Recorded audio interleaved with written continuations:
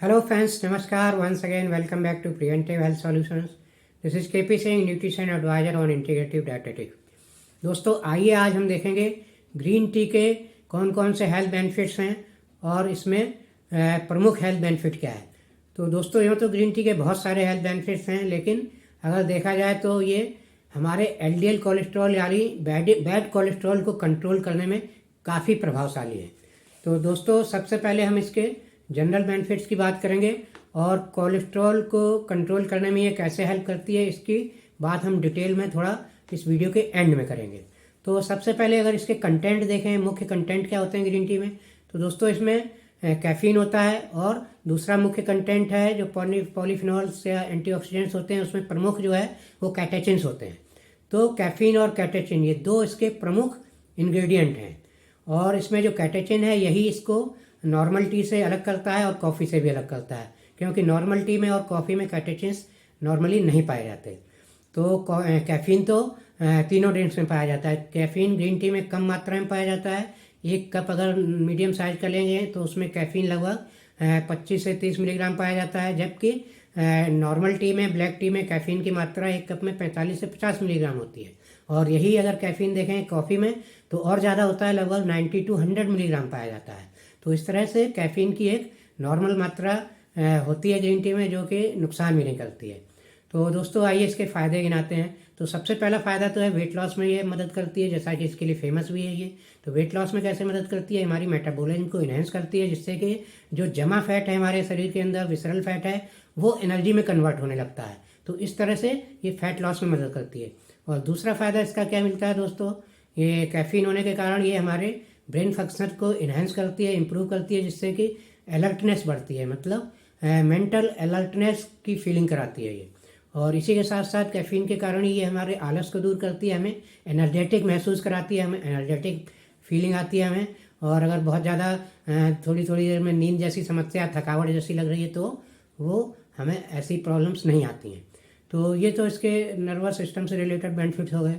और इसी के साथ दोस्तों देखें तो इसमें अच्छे एंटीऑक्सीडेंट्स होने के कारण ये हमारी कुछ एज रिलेटेड प्रॉब्लम में भी हेल्प करती है, जैसे कि बुढ़ापे में लोगों को भूलने की बीमारी, डिमेंशिया की प्रॉब्लम, यानी कि जिसे अल्जाइमर्स डिजीज कहते हैं, या एक और प्रॉब्लम होती है जिसमें हाथ पैर कांपने लगते हैं, जिसे पार्किंसंस डिजीज कहते हैं। इस टाइप की बीमारियों के प्रोग्रेशन को ये काफ़ी हद तक रोकती है, मतलब इस टाइप की बीमारियां तेज़ी से नहीं बढ़ पाती हैं बुढ़ापे में, इन्हें काफ़ी प्रिवेंट करती है। और इसी के साथ साथ एज के साथ साथ जो एजिंग की प्रॉब्लम होती है, स्किन पर जिसके सिम्टम्स दिखते हैं, जैसे कि स्किन का लटकना या ढीला होना या स्किन पर झुर्रियाँ पड़ना, तो इस टाइप की प्रॉब्लम्स को भी, इस टाइप के प्रोग्रेशन को भी ये रोकती है, क्योंकि इसमें एंटीऑक्सीडेंट होने के कारण जो फ्री रेडिकल डैमेज होता है हमारी बॉडी में, उसको काफ़ी हद तक रोकती है। फ्री रेडिकल डैमेज को प्रिवेंट होने के कारण इस टाइप के सिम्टम्स और इस टाइप की जो बुढ़ापे से रिलेटेड प्रॉब्लम्स हैं, इनको कंट्रोल करने में बहुत ज़्यादा मदद मिलती है अगर हम ग्रीन टी का सेवन रेगुलर करते हैं तो। और इसी के साथ दोस्तों इसकी एंटीऑक्सीडेंट प्रॉपर्टी का एक बेनिफिट थोड़ा बहुत डायबिटीज़ में भी मिल जाता है, यानी कि टाइप 2 डायबिटीज़ में, जैसे कि इंसुलिन सेंसिटिविटी को ये इम्प्रूव करती है, जिससे कि हमें डायबिटीज़ को क्योर करने में कुछ मदद मिलती है। और दोस्तों अब इसके अलावा जो इसका मुख्य बेनिफिट है कैटेचिन्स का जो हमें मिलता है, वो एलडीएल कोलेस्ट्रॉल को लेकर मिलता है। जो कैटेचिन्स है ये हमारे एलडीएल कोलेस्ट्रॉल को कंट्रोल करने में 3 तरह से मदद करता है।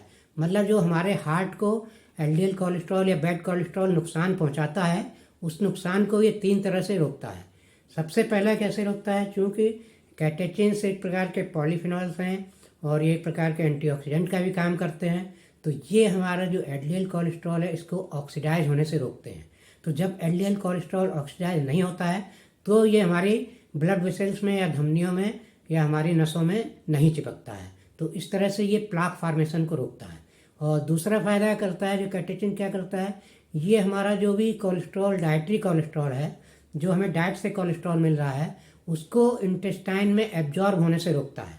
तो जब इंटेस्टाइन में डाइटरी कोलेस्ट्रॉल ठीक से एब्जॉर्ब नहीं होता तो ये हमारा जो डाइटरी कोलेस्ट्रॉल, ब्लड में डाइट से जो कोलेस्ट्रॉल बढ़ रहा है उसको कम करने में मदद करता है।